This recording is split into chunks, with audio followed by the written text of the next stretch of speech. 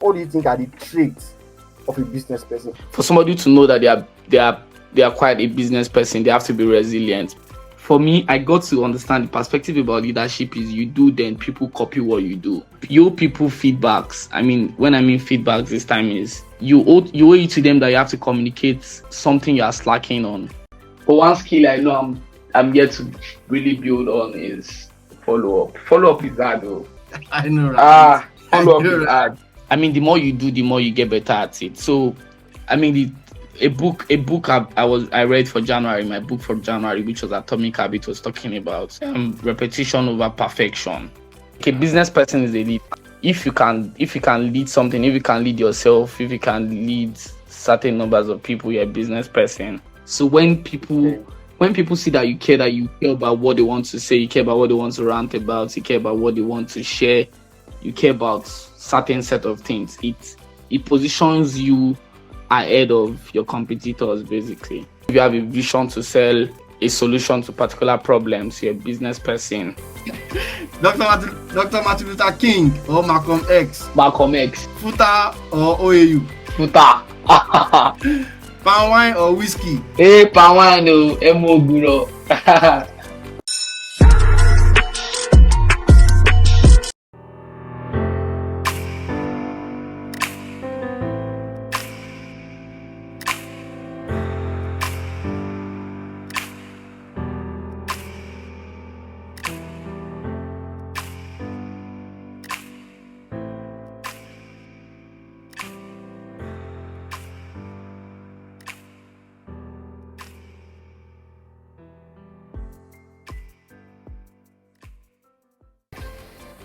Attention soldiers, it's POK again.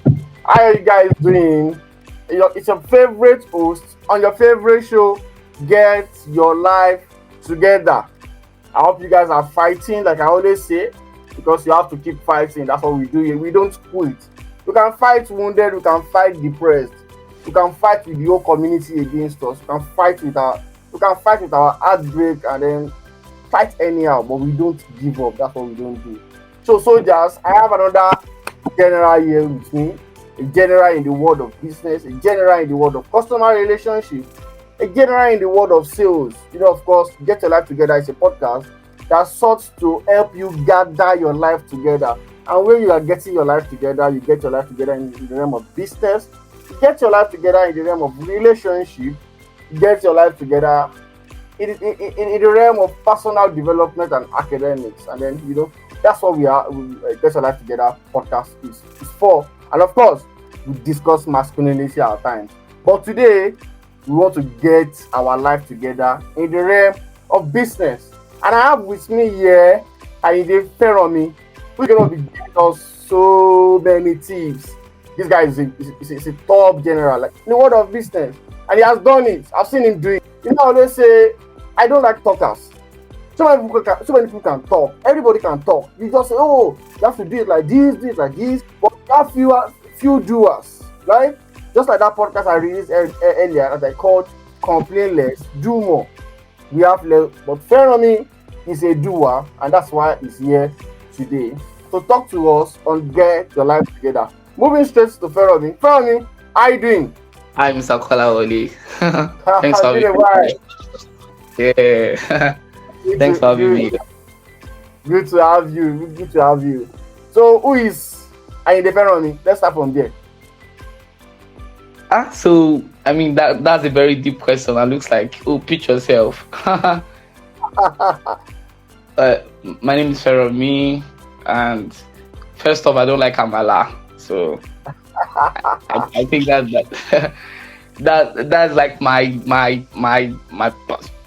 my stuff. I like to tell people I don't like Amala. But yes, my name is Feranmi.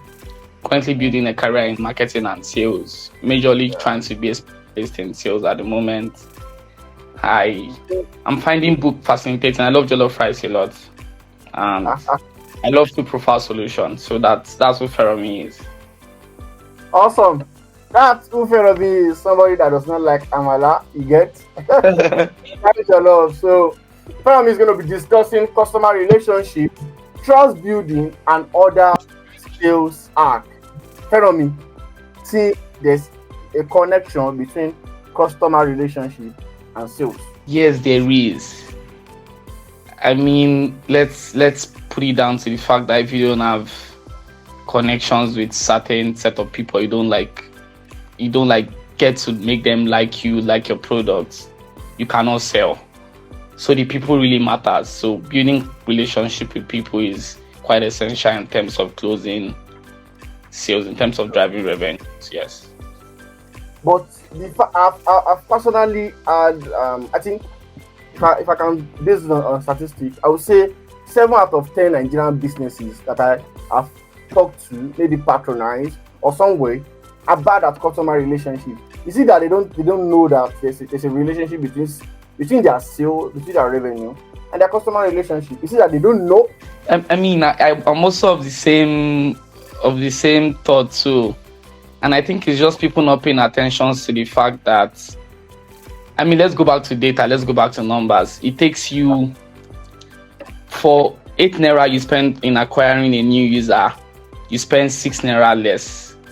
So I think businesses don't pay attention to the fact that retention strategies, retentions are like essentials in terms of business. And for you to build retention, you have to make sure that you build brand loyalty, you build your business loyalty.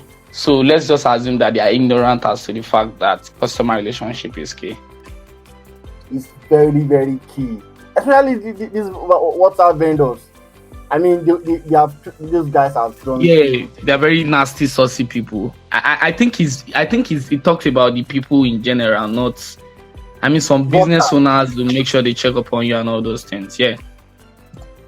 They've done so many nasty things to me. I was going for a conference in Lagos, and the thing is, I was going for a conference and I want shirts, man. Like, I don't want to be on native. I just want shirts to look, now, make man look sharp. And I was like, this guy, dude, deliver 2 shirts to me. I was like, fine. I sent the money and everything. This guy delivered a white shirt, not the one I picked, but a white shirt with a design of lips kissing, like kiss. There's kiss all over it. I was like, I mean, this is not Valentine. I'm gonna go to a conference and then my shirt with the face with kiss, like two red lips. I was furious. But then I thought about it, that does this guy not know that he's losing a whole lot of sale, a whole lot of referral by handling me in such manner? And I thought, okay, he does. Just maybe he's not a business person. So that's why I'm going to put this question to you: that what do you think? What do you think are the traits of a business person? I always tell people it's not everybody that will do entrepreneurship or business, but I think that there are some traits that you might have seen in people, because if you want to succeed in business, you have to know sales. So what are the traits you think somebody coming to business could see in themselves and be like, okay, maybe I'm made for this? Okay, I think would have to pick leadership first. I think anybody who can take ownership. So for me, leadership is about ownership, being able to take ownership of stuff, about tax, about so many things.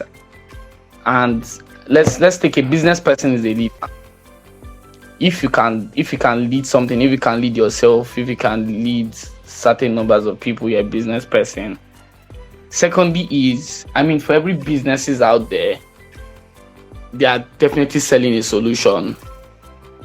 So if you have something selling a solution, if you have a vision to sell a solution to particular problems, you're a business person. And I think for every business owners, for somebody to know that they are quite a business person, they have to be resilient, because let's look at the Nigerian market at the moment. It's not being favorable for business owners, for businesses at large, and yet people are striving, startups are striving, SMEs are striving, and all those. So I think let's just highlight those little traits for now. Yeah, I believe so. Leadership is key. because you're going to be leading your staff, at least your people. You're going to be leading your customer. You're going to be showing. And then I think leadership most times gets misconstrued. You know, these days when we talk about leadership in the realm of relationship and marriage, some people believe let me just tell you this example. This thing that happened. And how I was able to understand what a leader is in the context of marriage. There was a day we were arguing. Me and somebody called Mr. Benga. We were arguing, and then we are talking about man being the head of the family. You get, and then he now explained that a man being the head of the family means he's the head, yes. Means he comes first, yes. But he now explained that the guy is a slave in that family, like he's the last. He now put up an example that if somebody is a good leader, you observe that he's going to eat last. Everybody would have eaten. Then he's going to go, okay, do you have anything left? Then he will eat. If the woman wants to do something and is trying to correct the woman, he's only doing so because he has a responsibility to protect her, not because he wants to control her. Then he now explained that most leaders are actually slaves to their people. So it is not like how we look at it, like, oh, as a man, you are the leader of the home. Then you're like Adolf Hitler. You have to give whatever you say, they have to follow. Now he was saying that when you say something, when the home does not have to necessarily follow it if they think it's not in the best interest of the home. So as a leader, that's one of the clearest explanations I've been able to get on man being the head of the family. Being the head of the family means you are the slave of the family. You are practically slave. So I don't know if you understand leadership from this context as well. Yes, I honestly share the same school of thought because you quite know, right, that we both did politics while we were in university. And for me, I got to understand the perspective about leadership is you do, then people copy what you do. Lead by example, right? This goes to every unit of life that needs leaders. Like, you have to do, then people see how you do it, then they also tend to improve that process. But people tend to feel like leaders are just meant to boss people around. Oh, you do this, you do that. In the brighter scheme of things, it's not like that. So yes, I share the same school of thought that leaders are servants. I don't know, there was a quote I was always living by while growing up is, if you are too big to serve, then you are too small to lead, basically. Wow. I think that I get that. I love that quote. I'm going to start using it right now. Yes, because Jesus Christ is the leader of the church, right? And he washed their feet. He has been able to show that you are a servant to your people, either you are the head of family or whatever, you are leading a startup or whatever. Now, how does leadership now influence how you do sales? So I think if you have been able to actually execute leadership very well, it influences how you do sales, how you approach sales. Do you have any relationship between leadership skills and sales? Well, I don't have so as you understand, I'm more of like, if I've not done it before, I don't think I should have a say on it. I've not led a sales team. So I don't think I'll be able to do as much justice as I should. For something I've not done before, I will not tell people to do it or not do it, or you get. Yes, but personally, I actually think you have an experience of leadership when it comes to student union. And I think there are so many, yes, and I think there are so many interpersonal skills you picked up while doing student leadership that is helping you now in your marketing and sales journey. I think so. Yes. So let's pick it as leadership, sales, and the people. As a salesperson, you have to be an active listener. Okay, that's it. Yeah. And I think that's something every leader, that's like a big leadership trait. You have to listen to what people are saying, what your followers are saying, what they want you to do, improvements, feedback. And this is also what a salesperson should have. You have to listen to the people before you can give a feedback. And I mean, I'm also getting to just learn that along the process and practicalize it. But I mean, salespeople think we just have to talk, talk, when in reality, we only just have to listen. And from there, we get our answers to lead the conversations and so many things like that. So, yes. I think I resonate with that because I was watching a movie recently, and I got on. Somebody said something that he who asks the question controls the conversation. Yeah. Yes, and I think it makes them more relaxed. So allowing the person you are doing, maybe you're on a sales call, allowing the person ask the question makes them more relaxed. And then does that even increase the conversion rate? Does that increase does that make them convert better? I mean, we are data oriented people. I don't have a data to back. I want to speak of your experience. I don't have Maybe.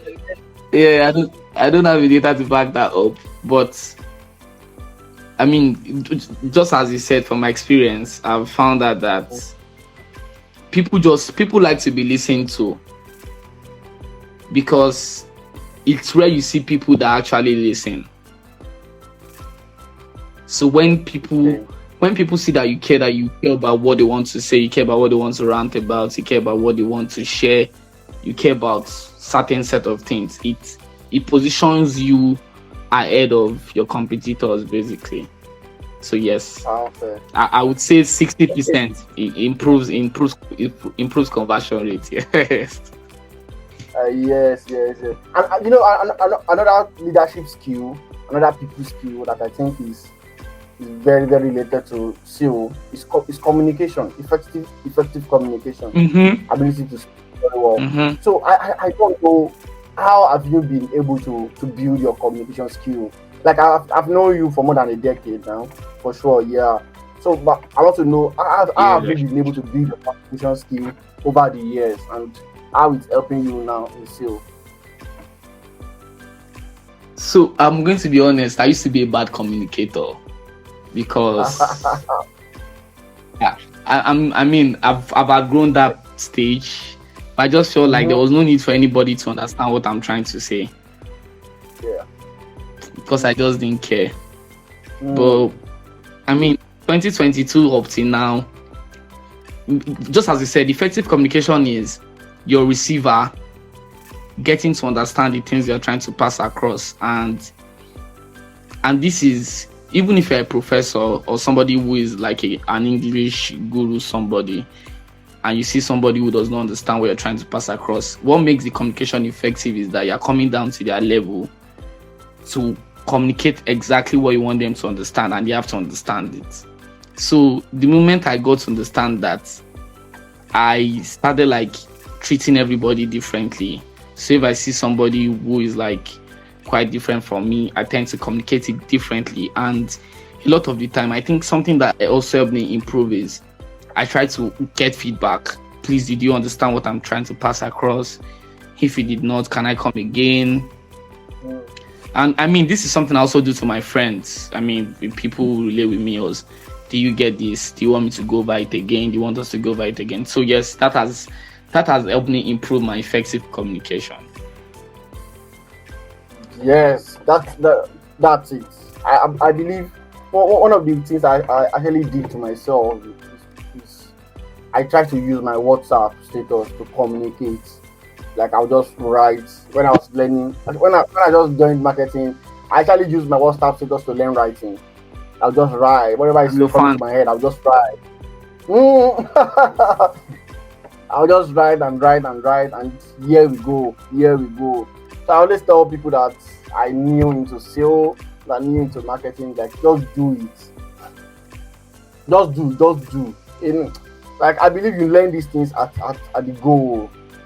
You are watching YouTube videos, you are taking some courses, yes. But I mean you get to know it while you are doing it, right? So I don't Yeah. know what you think about that perspective of learning. Do you think people should learn before they do, or do you think actually you should just go into it and then learn learn with that pace while you are doing it on the side? Ah, so I'm not going to try. So it's two way sided for me. I'm Mm. still trying to. I'm going to be vulnerable at these spaces. I used to be so afraid to attempt things. And I think you're one of the people who do actually push me to say, guy, you can do this. I mean, sign up for it and all those things. And it's something I would not want people to, whoever is listening to this, to also not do is, I mean, don't run from things you could easily learn and get better at. Yeah. Don't run from them.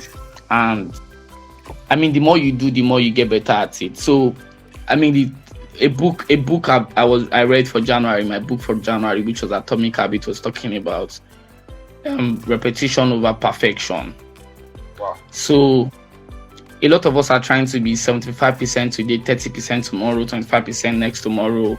I mean, we are fluctuating when we're meant to be 1% today, 2% tomorrow, 3% next tomorrow, 4%. And that way we can be able to measure growth and get better. So let's just go with code that repetition over perfection. Just attempt things, do things, get better at them, make mistakes. Mistakes are going to make you better, yes. So I mean, I love that. Embrace it. Embrace the mistake. Embrace it, man. It's always fun. So I want to go to trust building right now. Trust building. I actually think it takes a lot to build trust. Like I believe the world works on trust. The banking system, democracy, and everything works on trust. Even relationships. Okay, your wife is traveling, you just have to trust her that she's not doing anything wrong. Your husband is traveling, you just have to trust her. So, how do you think businesses can build trust with their customers, thereby translating to more sales for them?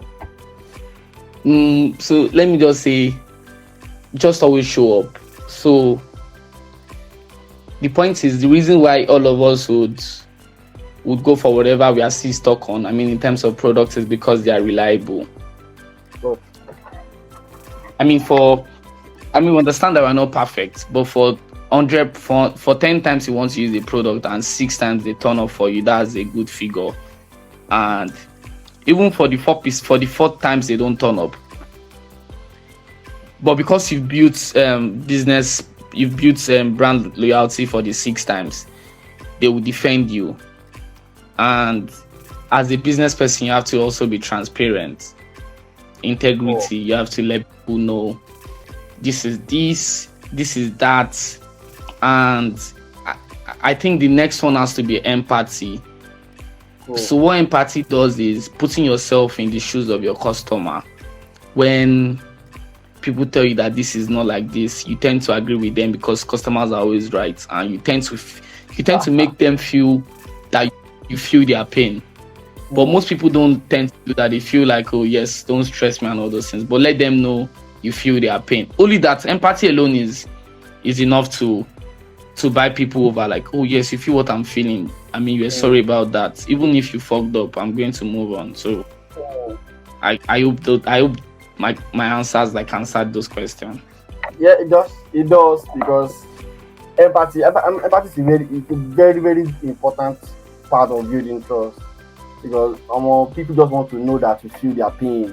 People want to feel seen. I was recording a podcast in February. I was recording a podcast I called about femininity, how femininity and education influences marriages.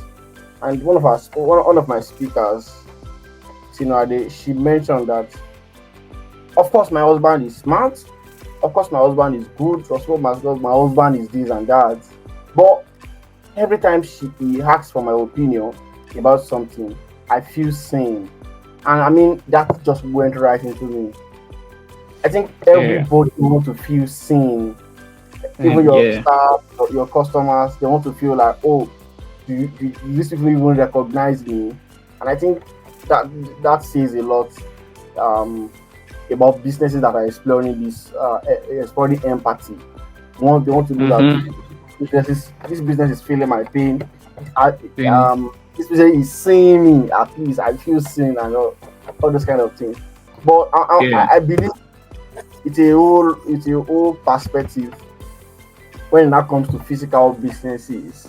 How do you think people that maybe furnishers, carpenters, welder, people that are building physical products, how do you think they can communicate empathy through their product? For example, now there was a day I was telling one of my friends, one of my he does welding, and I told him that whenever a customer comes to order or something like that, and the order is not going to get ready, don't allow the customer call you first. Make sure you are the person that will call the customer. Like, hello, this will not be. I told him that it will change everything. It's going to change every perspective. Call the customer first. Somebody plays an order on your WhatsApp store, and then it's not going to get it at the right time. How about you call the customer first before the customer starts asking you, "Where's my order?" I don't know if you think this actually helps, because I think it helps.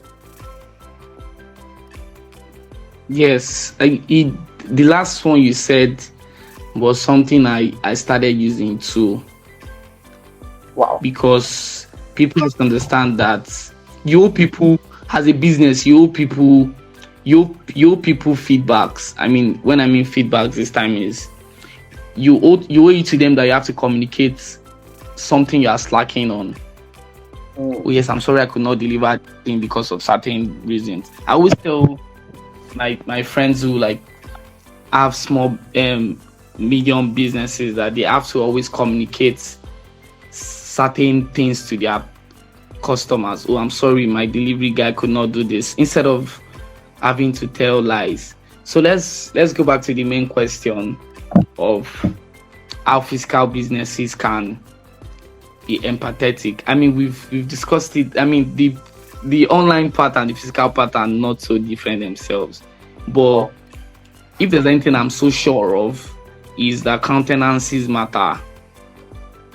Mm. How, Mm. like, I mean, body language. It was something I also learned Yeah. in church today. I mean, countenances, like, they translate energy. Mm. And as a business person, I mean, as a business person, the first countenance a customer meets determines a lot of things for them. That particular energy determines a lot of things for them. Even if Sure. they have, I mean, I've gotten to eateries where I don't like their food, but because the energy of the person who probably served me was so Yeah. good, and I gave them back, oh, I did not like this. I mean, you can improve on it. Yeah. But imagine if they've treated me bad the first time I got there. I mean, they did not feel like as we said, they did not feel like I should be seen. I was not going to give them that review, and automatically I'm going to churn. I'm not going to go back there again, and that's one customer lost. Maybe I could bring 7 people for them in a day, 1 million users for them 1 million customers for them. So, I mean, I think that answers that to a reasonable extent. It does. It does. Like, one customer can actually bring you 1 million. Like in the digital age, where me taking the video in your restaurant and posting it on my on my socials can just do boom, and then everybody like that. So businesses should take note. One customer, if you lose one customer, you are losing at least 10, because they will not tell people. They will not tell people. Yeah. Okay, let's move into let me just stay on the digital age and the digital space right now. Doing sales calls. What do you think? What are the digital tools that you think people that are coming into sales, digital tools that you think they can put their eyes on maybe learning that could actually improve their sales? There was a time I was actually doing sales, and I use HubSpot. so that I'll be able to log in a customer that says, "Oh, call me back." A customer that says this. If I not actually logging in this data, you can lose track of them. So I think people should be able to use, even if it is Google spreadsheet, they should. Yeah. Or what do you think? To log in their data, know who I'm going to call back, who I'm not going to call back, who is. Yeah, I think Google spreadsheet. As you said, let's put that as one. Of course, you mentioned is a CRM, which every sales and marketing person has to have a customer relationship management tool that helps you track customer interactions, helps you organize your funnel. So this person is top of my funnel, this person is in the middle of my funnel, this person is bottom of my funnel. And as a salesperson, you also need, for us working in Nigeria, yeah, you need to code. You need to cold call people a lot. For people working internationally, I'm not there yet. I don't know what to refer for them. And people also use LinkedIn Sales Navigator. People have proven it works, and all those things. For those of us who work in B2C, we probably don't lay emphasis on things like that. For the B2B people, they do that a lot. And yeah, basically just all these tools. Awesome. Now let's discuss follow-up. How do you do follow-up? You want to make a sale now. You want to make a sale and you're following a sale back to back. How do you do it? How do you not get tired? Let me be honest with you. I feel like I was sharing with somebody that the only skill I know I need to build on. I can always build other soft skills or upskill in my area of field, which is sales. But one skill I know I'm yet to really build on is follow-up. Follow-up is hard though. I know, right? Follow-up is hard. So then, I think the perfect way is you just know that you have to understand the person you are reaching out to first off. Understand their timeline and just find ways to block it. And you don't have to be too choky on them. You don't have to be too choky on them. So you could just segment to know this person is available from this time to speak to. From 5 to 6, FeranMi and POK always leave work. From so time to so time, this person is not available. So it's very perfect. So whenever you badge to follow up on certain things, maybe you need a review or you need to prompt them to make a purchase, they will not have a disgust for you. They're already ready to want to talk to you. So I think that's basically what works for me. That's what I'm still trying to build on at the moment. So I don't think I'm in the perfect space to give full context to it. Follow up. The day I kind of get tired, because what's even scared me about follow up is the no. Like somebody telling you no, and then you have to still follow up, and you get another no, and then you have to follow up, and then you get another no before the yes comes. But there's one of my mentors that I speak to, and he said there's always a yes underneath that no. That the more I grow in sale, the more I will actually understand the no that are actual no's and the no that have yes underneath it. And while growing, I've been able to actually see that there are differences. There are differences when people say, I'm not buying. And there's differences people say, I'm not buying. There are always differences between the no's. And then you actually know the ones you need to actually keep on with, the ones you actually need to follow up with. Okay, I want us to discuss books a little, because I believe books actually help when it comes to sale, customer relationship. It's a mind game. it's a mind game. You have to build that mind. Anybody that wants to do marketing and all this kind of thing, you have to build your mind. You have to build your thinking capacity. And I believe you can do them through books. What books are you reading right now? I'm currently following this guy called Malcolm Gladwell. Gladwell. A good guy. Yeah, a very great psychologist. Yeah. What I've been able to understand from him is how, I mean, as marketing people, as sales people, we need to understand how human beings work, customer behavior, their buying behavior, and all those things. I cannot really give a book on, sales or marketing. There are so many popular ones anybody can Google and check out. There are so many books out there. But I've been following Malcolm Gladwell because I need to understand why people do certain things they do. And if marketing people and we as sales people can understand that, then it makes communications easier for us. It makes what we communicate easier. So we get to eat their pain points. So having to trigger somebody to take an action is not going to be harder for us, basically. So yes.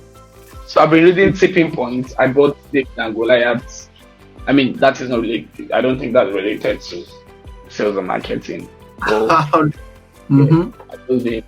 following him up. Malcolm Gladwell is one of the guys that opened my mind. And then I would say one of the things I kind of remember about him is this chapter in his book Outlier, where he spoke about the 10,000 hours principle or 10 years principle. And then it was, it's a statistics guy. He loves statistics. Yes. Very different one. Yeah.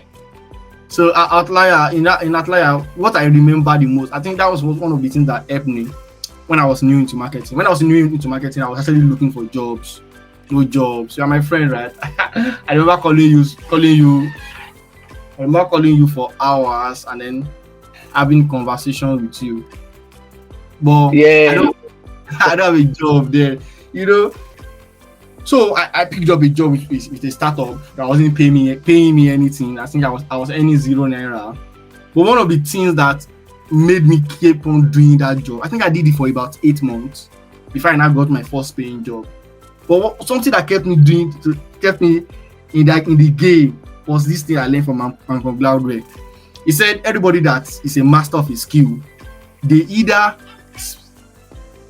spent 10,000 hours doing that thing, or they've been in that thing for 10 years. When I read that chapter of Outlier, I was like, what? And it was giving examples. And I went to check Cristiano Ronaldo. I love him. And I saw that the difference between when he got his first professional football contract and when he won the Ballon d'Or was, I think it was 10 years. Same as Usain Bolt. When he ran his first race and when he won the Olympic, it was 10 years. He made a whole lot of examples in that book. He talked about Bill Joy, talked about Bill Gates and everybody. So that thing that stuck with me, that if I want to be good at marketing and sales, I need to actually do it for 10,000 hours or 10 years. Now I want to run it. I want to run the hour game, because if I run the year game, I don't want. But I believe I can do it for 10,000 hours before 10 years. So that's why I stood in that job. I'm like, I will just stay in this job, so that my hours in the marketing will be counting. So that's the reason I did that job. I was not getting paid, right? But I just think, okay, this thing is counting for me already. The hours is counting already, right? And the years is counting. So I can now say, I've been doing marketing for like 4 years. Because if I didn't get a job as at that time, I've not started. It's theory. Until you start doing it, just like you said, you now start counting, and like I gain a lot from that way. And of course, listeners. You basically buy out. You enjoy it. Fair enough, I've told you guys, go get some Malcolm Gladwell books. And of course, as we're wrapping this up, Feranmi, I want us to speak about life generally. So what do you think about relationship general? How do you think people should approach it? What have you learned so far? I used to I mean my life in terms of relationship used to be nothing to write home about because I lived in isolation, and I would tell people not to do it. You need people. There's this quote that says, if you want to do something, do it alone. If you want to go far, go with people. Yeah, where I've gotten to right now is through God and people. Relationship is key. You cannot do it all alone, basically. And I think it was a data Malcolm Gladwell ran. It was a research somebody did around 18 something or 19 something that says that there was a guy, I cannot remember the name, but it did not. So the whole idea of we having friends, having acquaintances does not make sense. Because at the end of the day, everybody has their purpose for you in your life. So why don't you just treat everybody cool? So the idea is we want compatibility to be a precondition for every friendship we have to be in. I have to make sure that Biggie likes Coca-Cola before I can be friends with Biggie. And whereas it should not be a primary condition. Let's be friends, and along the line we get to find out, oh, you like this, you don't like this. We could work on this. There's also what they call the repair culture. I learned this from Michael Bondestone, and I was talking about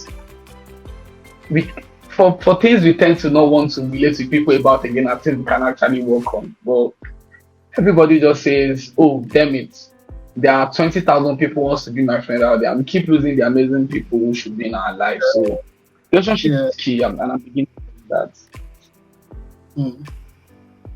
That's awesome. I've learned a lot when it comes to relationship as well. I mean, I grew up as somebody that does not actually want relationship, like that rugged boy that everybody not fall in love, you know. I actually learned a lot that one of the biggest things people miss when it comes to relationship is communication. Just like we've discussed, we make a whole lot of assumption. Oh, she has not called me all day. Oh, she's cheating. He has not called me all day. He has another girl at home. I think a whole lot of assumptions that we make ruin everything. And then when we start making, the more you make assumptions in your head, just ask, get clarity, communicate up to the detail. One of the things about what I've observed, even in my short time of marriage, is that once you seek the opinion of your partner, it makes them feel extremely important. Honestly speaking, maybe you want to buy a jean or a footwear, and you see two, and you'll be like, oh, can you help me choose which one do you like more? They feel it's just human nature, because we feel when people seek for our opinion, we are important in their life. So communicate up to the detail, up to the least detail. Be transparent to your partner, and then you enjoy it actually. So Feranmi, as a wrap up, I'll be asking you this question, and I just want you to pick one straight up. Okay, I'll be asking you this or that, and then you just pick one. Are you ready? Let's go. Okay. Eba or Amala? Eba, please. Book or podcast? Book. Okra or Ogbono? Okra. Fintech or traditional bank? Fintech. Dr. Martin Luther King or Malcolm X? Malcolm X. Futa or OAU? Futa. Palm wine or whiskey? Palm wine, no. Emo Guro. John the Baptist or Matthew? Ah, John the Baptist, because he paved the way for Jesus Christ to come. John the Baptist, please. Emails or letters? Ah, man, handwritten notes are intentional. Letters. That's it. That's it. I'll get a life together today. Feranmi, what will you leave us with?